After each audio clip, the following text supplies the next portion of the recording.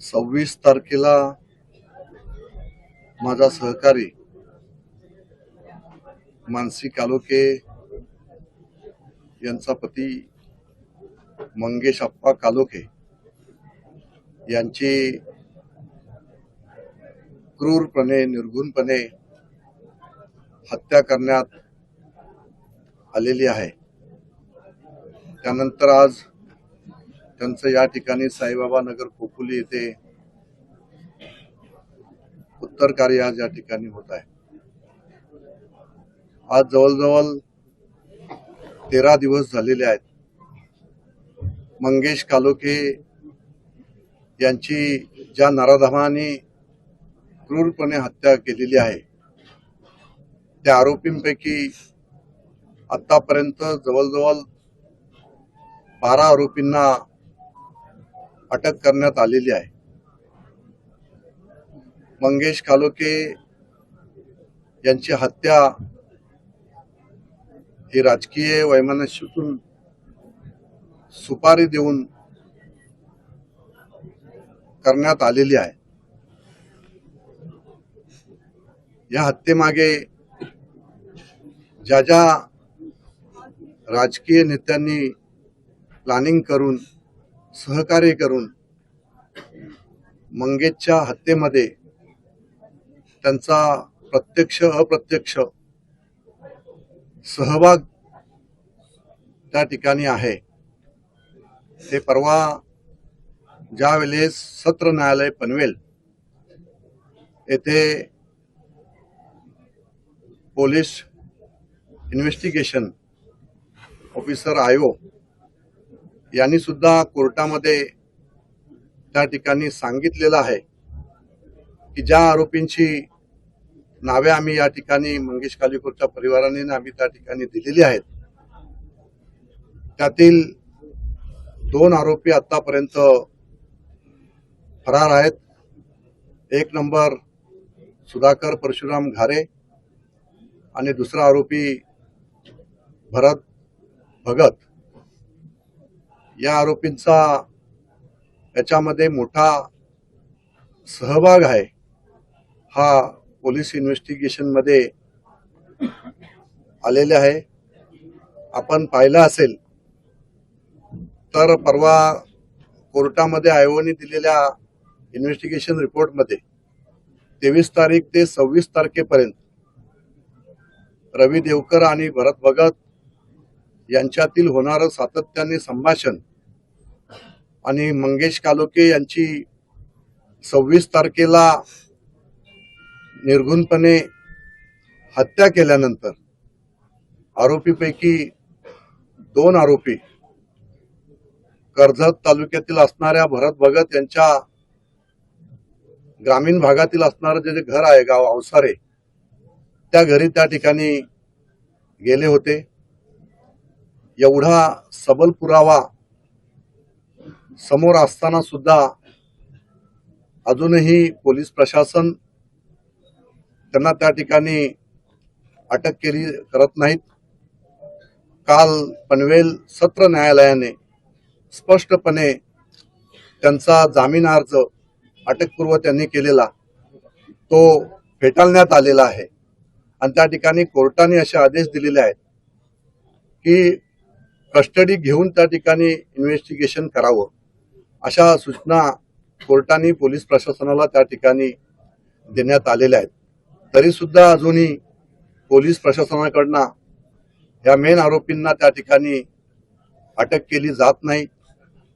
मंगेश हा सामाजिक बांधिलकी जपत काम करणारा माझा सहकारी होता आणि त्याची अशा पद्धतीने हत्या करून त्याचं हे परिवार आपण पाहताय की 2 मुली वैष्णवी आणि आर्या आणि आमची नगरसेविका मानसीताई हे संपूर्ण परिवार हा रस्त्यावर मंगेशच्या क्रूरपणे हत्येनंतर आलेला आहे आणि यांना न्याय देण्याचं काम सरकारच्या माध्यमातून मी त्या ठिकाणी मुख्यमंत्री, उपमुख्यमंत्री आणि गृहमंत्री असणारे मुख्यमंत्री यांना सुद्धा आज मीडियाच्या माध्यमातून या ठिकाणी विनंती करत आहेत की अशा पद्धतीने लोकशाहीची हत्या या नराधमांनी त्या ठिकाणी केलेली आहे। एक लोकप्रतिनिधी निवडून आल्याचा राग, विधानसभेला सुद्धा 2100 मताचा हायेस्ट लीड मंगेश कालोखे यांनी साईबाबा नगर या परिसरातून दिलेला होता। याचा राग सातत्याने सुधाकर घारे यांच्या मनामध्ये सुद्धा होता आणि म्हणून रवी देवकर यांना सातत्याने वर्षभरापासून या ठिकाणी त्यांना प्रोत्साहित करण्यात आलेलं होतं की मंगेश ज्या पद्धतीने इथे शिवसेनेचं काम करत आहे तर त्याला कोणत्याही परिस्थितीमध्ये या ठिकाणी बॅकफुटवर आणला पाहिजे आणि यासाठीच या नराधमांना पाठीशी घालून या ठिकाणी मंगेश कालोखे यांची प्लॅनिंग मर्डर या ठिकाणी सुपारी देऊन भरत भगत,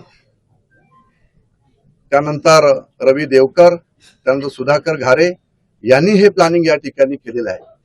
20 लाखाची सुपारी रवी देवकरकडे एवढे पैसे आले कुठून? रवी देवकरला इलेक्शनला एवढ्या मोठ्या प्रमाणात फंड दिले कोणी? हे सारं काही प्लॅनिंग होतं।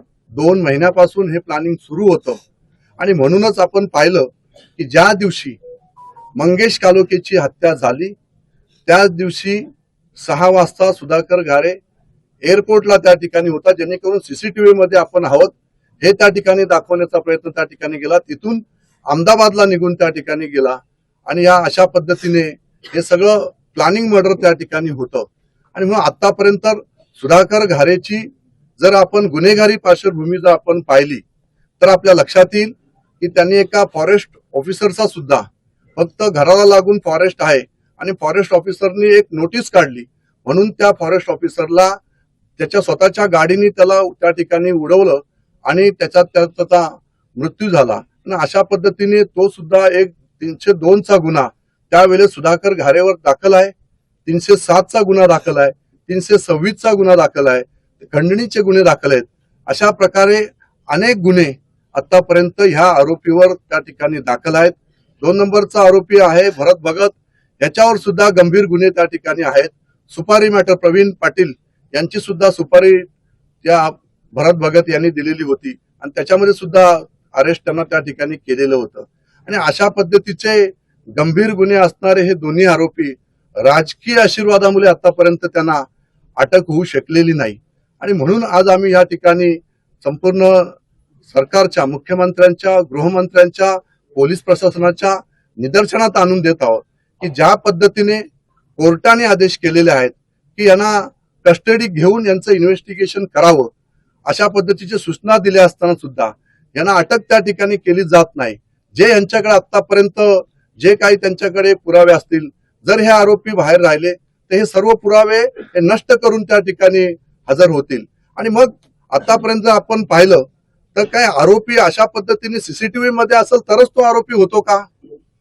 अशा पद्धतीचे प्लॅनिंग मर्डर करणारे हे जे आरोपी आहेत हे गुन्हेगार, हे रेकॉर्डवरचे गुन्हेगार आहेत आणि ह्यांनी केलेलं जे कृत्य आहे ते घृणास्पद आहे।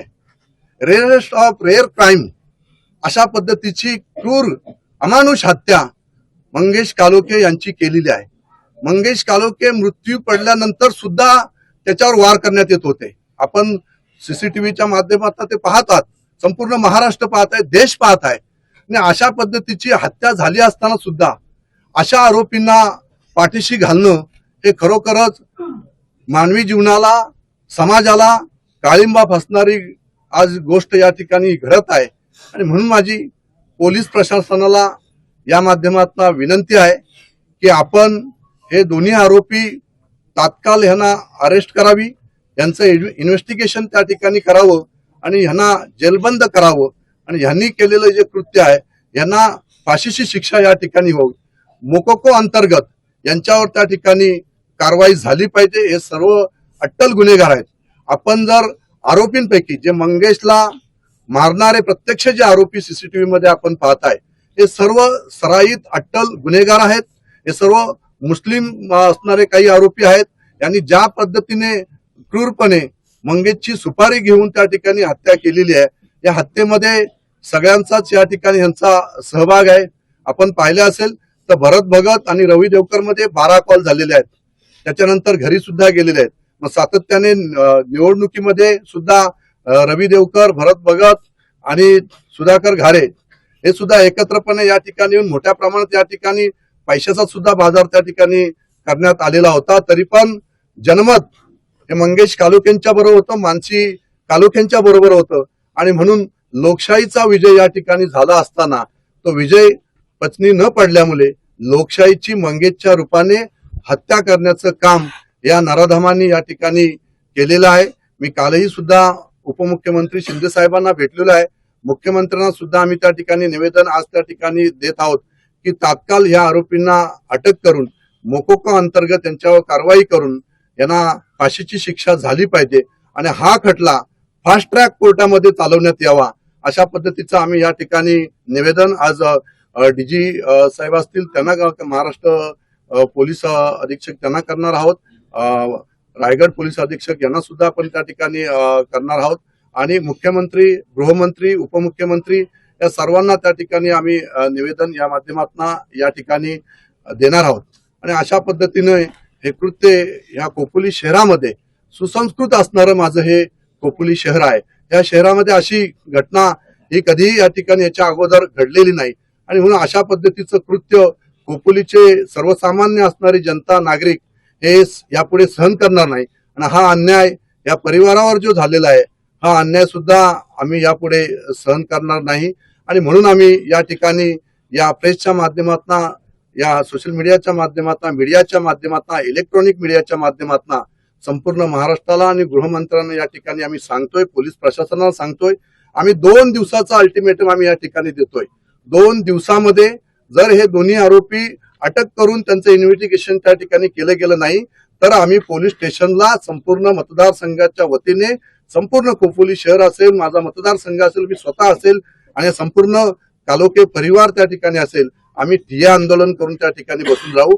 जोपर्यंत आरोपीला अटक केली जात नाही तोपर्यंत आम्ही पोलीस स्टेशनहून हटणार नाही, चाहे त्यासाठी आमचं काही हो. त्या ठिकाणी जर असं राजकीय फक्त याच्यापोटी, राजकीय दबावापोटी जर या आरोपींना अटक केली जात नसेल, एवढं सगळं कोर्टामध्ये सुद्धा आणि कोर्टाने सुद्धा आदेश दिले असताना सुद्धा यांना जर अटक केली जात नसेल तर आम्ही लोकशाही पद्धतीने न्याय मागण्यासाठी रस्त्यावर उतरू. साहेब, आपण आताच बोललात की होय, नक्कीच. जर आपण आतापर्यंत सुनील तटकरे प्रदेशाध्यक्ष झाल्यानंतर जर आपण एकंदरीत जर आपण त्यांची गुन्हेगारी आणि राजकीय पार्श्वभूमी जर पाहिली तर बीडच्या हत्याकांडामध्ये सुद्धा सुनील तटकरे सुद्धा, त्यांचा सुद्धा आतून सहभाग त्या ठिकाणी, त्यांचे कार्यकर्ते होते म्हणून त्यांना त्या ठिकाणी पाठबळ देण्याचं काम करत होतं. परंतु महाराष्ट्र पोलिसांनी त्या ठिकाणी चांगलं काम त्या ठिकाणी केलं, चांगलं इन्व्हेस्टिगेशन त्या ठिकाणी केलं आणि आरोपींना त्या ठिकाणी जेलबंद केलं. तसेच आपण पाहिलं की मग त्यानंतर त्यांचा असणारा दुसरा प्रवक्ता, तो त्या प्रवक्त्यांनी सुद्धा, सूरज चव्हाण यांनी सुद्धा त्या ठिकाणी एका हिंदू संघटनेच्या अध्यक्षांना त्या ठिकाणी एकत्रपणे येऊन त्या ठिकाणी मारलेलं होतं. त्याच्यात सुद्धा त्यांना तात्पुरते त्यांना त्या ठिकाणी हे करून दाखवलं की त्यांना सस्पेंड करण्यात आलं. पुन्हा 2 महिन्यात सुनील तटकरेंनीच त्यांना त्या ठिकाणी घेण्यात आलं. इथे सुद्धा आज जे काही हत्याकांड एवढं मोठं घडलेलं आहे आणि एवढं मोठं हत्याकांड घडलं असताना सुद्धा अशा पद्धतीचं जाहीरपणे पाठबळ देणं आणि अशा पद्धतीने मै हू डॉन या गाण्यावर 5 दिवस झाले असताना, 8 दिवस झाले असताना डान्स करणं हे खऱ्या अर्थाने म्हणजे मानवी जीवनाला काळिंबा फासणारी गोष्ट सुनील तटकरेंच्या माध्यमातून या ठिकाणी होत आहे आणि म्हणून अशा लोकांवर संपूर्ण महाराष्ट्रातना, रायगडमधून नव्हे तर महाराष्ट्रातना यांच्यावर बहिष्कार, यांचा निषेध या ठिकाणी जाहीरपणे त्या ठिकाणी केला गेला पाहिजे असं मी या ठिकाणी जाहीरपणे सांगतो. धन्यवाद. Sir Hindi sir Hindi sir एकच. मंगेश कालोखे यांची हत्या ही राष्ट्रवादीच्या कार्यकर्त्यांनी त्या ठिकाणी केलेली आहे. राष्ट्रवादी सुद्धा सत्तेमध्ये या ठिकाणी सहभाग आहेत. त्यामुळे राष्ट्रवादी दबाव तंत्रांचा वापर पोलीस प्रशासनावर त्या ठिकाणी करत आहे. पोलीस प्रशासनाने अतिशय योग्य पद्धतीचा तपास आतापर्यंत त्या ठिकाणी जे प्रत्यक्षदर्शी असणारे आरोपी आहेत ते त्या ठिकाणी अटक करण्यात त्यांना आलेली आहे. परंतु जे प्लॅनिंग मधले असणारे हे जे आरोपी आहेत ह्यांना प्रत्येक वेळेला ह्या गोष्टीची सवय लागलेली आहे की अशा पद्धतीने पडद्याआड राहून हे कृत्य करायचं आणि मग समोर मात्र दुसरे आरोपी त्या ठिकाणी दाखवायचे.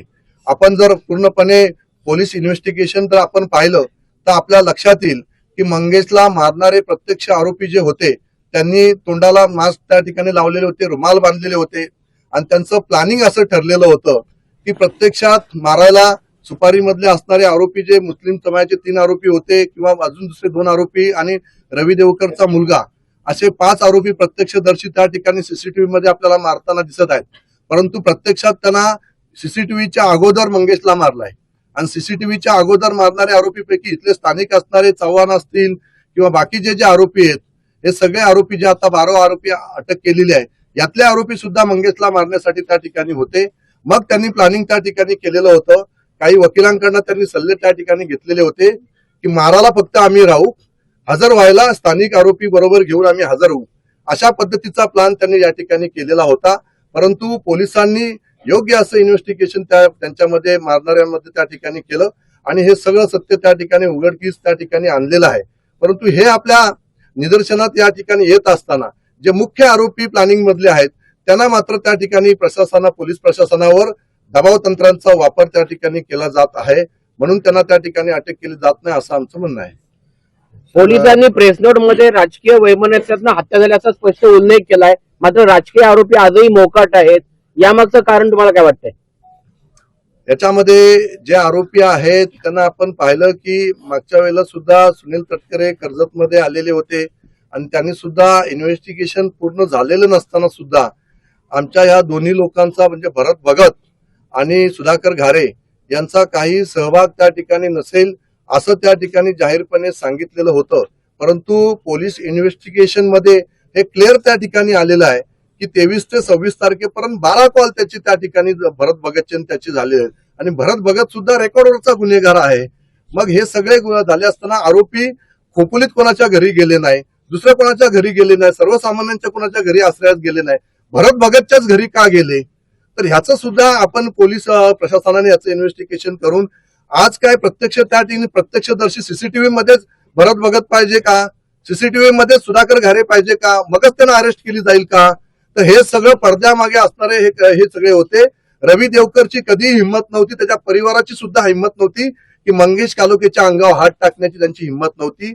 हे सगळं प्लॅनिंग करून त्यांनी प्लॅनिंग मर्डर केलेली आहे. यांना पैसे सुद्धा कोणी पुरवले याचं सुद्धा इन्व्हेस्टिगेशन या दोन्ही आरोपींना अटक करून करण्यात यावी अशी आमची मागणी आहे. सर, एकीकडे आपण आता राष्ट्रवादीचं नाव घेतलं, तटकरेंचंही नाव घेतलं आणि हत्या झाल्याच्या 5 दिवसानंतरच वर्षाअखेरला मुरुडमध्ये तटकरे हे मैं हूं डॉन ह्या गाण्यावर त्यांनी ताल धरला आणि त्याची भरपूर चर्चा झाली. काय नक्की प्रतिक्रिया आहे? आता हे तर संपूर्ण महाराष्ट्राच्या जनतेसमोर आहे की राज्यामध्ये शिवसेना, भारतीय जनता पार्टी, आरपीआय, राष्ट्रवादी असा सत्तेमध्ये सहभाग आहे. सुनील तटकरे हे राष्ट्रवादीचे प्रदेशाध्यक्ष आहेत आणि आपल्या सत्तेतील असणाऱ्या घटक पक्षातील एका सहकारी पक्षाच्या नगरसेविका असणाऱ्या महिलेच्या पतीची हत्या राष्ट्रवादीच्या कार्यकर्त्यांनी केली असताना सुद्धा आपण पाहिलं की त्या ठिकाणी मुरुडच्या एका कार्यक्रमामध्ये सुनील तटकरे मैं हूं डॉन या गाण्यावर त्या ठिकाणी डान्स करत आहे. हा केवढा निर्लज्जपणाचा कळस हा सुनील तटकरेंनी त्या ठिकाणी केलेला आहे. ह्याच्यातूनच त्यांना त्या ठिकाणी दाखवायचं आहे की संपूर्ण रायगडवरचा डॉन मी आहे, महाराष्ट्राचा डॉन मी आहे, मला वरिष्ठांचा सत्तेच्या मध्ये असणाऱ्या लोकांचं पाठबळ आहे. हे तर सुनील तटकरे ह्या माध्यमातून दाखवायचं नाही ना. एवढी मोठी क्रूरपणे हत्या मंगेश कालोखेंची झाली असताना असं कृत्य एखादा प्रदेशाध्यक्ष असणारा, सिनियर मोस्ट असणारा सुनील तटकरे या ठिकाणी करतायत आणि मग ते आम्हाला सांगतात की आमदार आमच्यावर आरोप करतात, आमदार आमच्यावर आरोप करतात. अरे तुम्ही वागताय तसे. हीच जर हत्या तुमच्या कुटुंबातली कोणाची झाली असती, तुमच्या एखाद्या कार्यकर्त्याची झाली असती तर तुम्ही अशा पद्धतीने नाचत बसले असते का? कार्यक्रम जरी असला तरी आपण त्या ठिकाणी भान ठेवायला पाहिजे हवं होतं सुनील तटकरेंनी. आपण त्यांना सगळेजण त्या ठिकाणी त्यांनी फक्त बोलतात आणि मग राजकीय परिपक्वता असणारं नेतृत्व म्हणून त्यांच्याकडे पाहिलं जातं. परंतु मी नेहमी सांगत आलेलो आहे की सुनील तटकरे हे कुटीरनीतीचा डाव खेळत असतात. अतिशय शूळ असणारा हा राष्ट्रवादीचा करप्ट असणारा, भ्रष्टाचारी असणारा हा नेता आहे आणि ह्याला काही त्या ठिकाणी पडलेलं नाही. सत्तेचा माज, भ्रष्टाचारातून पैसा कमवायचा आणि त्या पैशातून त्या ठिकाणी अशा प्रकारच्या हत्या घडून आणायच्या हे सगळं काम त्या ठिकाणी होत आहे. आणि म्हणून सुनील तटकरे या ठिकाणी सुधाकर घारे आणि भरत भगत यांना वाचवण्यासाठी पोलीस प्रशासनावर त्या ठिकाणी दबाव आणण्याचा प्रयत्न त्या ठिकाणी करत आहेत. माझी पोलीस प्रशासनाला हात जोडून विनंती आहे की आपण तात्काळ यांना त्या ठिकाणी अटक करून यांचा तपास करावा, अन्यथा आम्ही रस्त्यावर उतरू. आम्ही रस्त्यावर उतरून न्याय मागू. आम्ही हा शांत या ठिकाणी बसणार नाहीत. आम्ही लोकशाही पद्धतीने न्याय घ्यायला लागला तर आम्ही तो न्याय घेऊ. आम्ही मुख्यमंत्र्यांच्या दालनात जाऊन बसू, आम्ही उपमुख्यमंत्र्यांच्या दालनात जाऊन बसू. संपूर्ण मतदारसंघच नव्हे तर रायगडचे असणारे तीनही आमदार आणि संपूर्ण शिवसैनिक आणि सर्वसामान्य जनता ही आम्ही ठिय्या आंदोलन करून जोपर्यंत या आरोपींना अटक केली जात नाही तोपर्यंत आम्ही तिथनं हलणार नाही.